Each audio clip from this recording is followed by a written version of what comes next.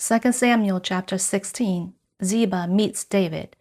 Now David had passed a little beyond the summit, and behold, Ziba the young man of Mephibosheth met him with a couple of saddled donkeys, and on them were 200 loaves of bread, 100 clusters of raisins, 100 summer fruits, and a jug of wine.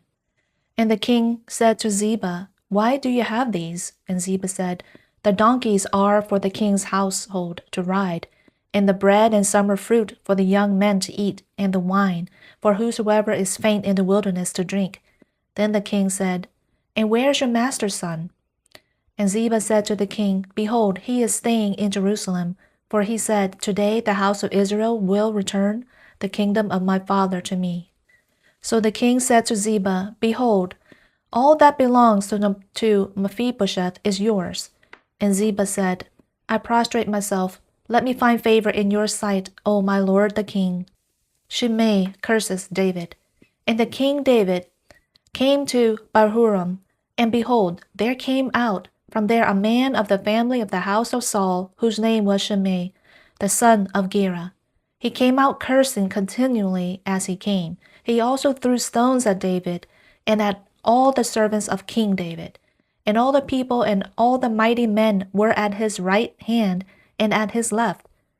And thus Shimei said when he cursed, get out, you man of bloodshed, and vile fellow. Yahweh has returned upon you all the bloodshed of the house of Saul, in whose place you have reigned. And Yahweh has given the kingdom into the hand of your son Absalom. And behold, you are taken in your own evil, for you are a man of bloodshed. Then Abishai, the son of Zeruiah, said to the king, "Why should this dead dog curse my lord the king? Let me pass over now and remove his head." But the king said, "What have I to do with you, O sons of Zeruiah? If he curses, and if Yahweh has told him, 'Curse David,' then who shall say, 'Why have you done so?'" Then David said to Abishai and to all his servants, "Behold, my son who came forth from my body seeks my life. How much more now this Benjamite? Let him alone and let him curse, for Yahweh has told him. Perhaps Yahweh will look on my affliction and return good to me instead of his cursing this day." So David and his men went on the way, and Shimei went along on the hillside parallel with him. And as he went, he cursed and cast stones and threw dust at him. Then the king and all the people who were with him arrived weary, and he refreshed himself there. Absalom enters Jerusalem. Now Absalom and all the people, the men of Israel, had entered Jerusalem, and Ahithophel with him. And it happened that when Hushai the Archite, David's friend, came to Absalom, that Hushai said to Absalom, "Long live the king! Long live the king!" And Absalom said to Hushai, "Is this your loving kindness to your friend? Why did you not go with your friend?"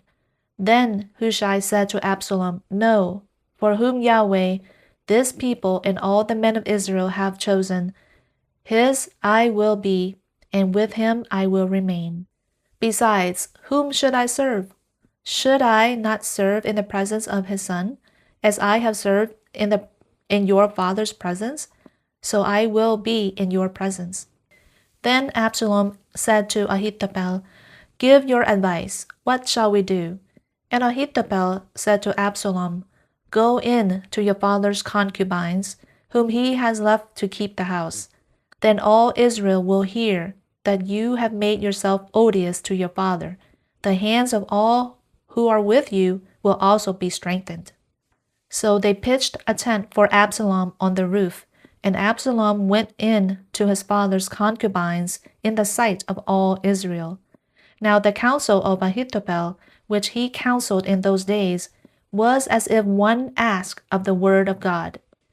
So was all the counsel of Ahithophel regarded by both David and Absalom.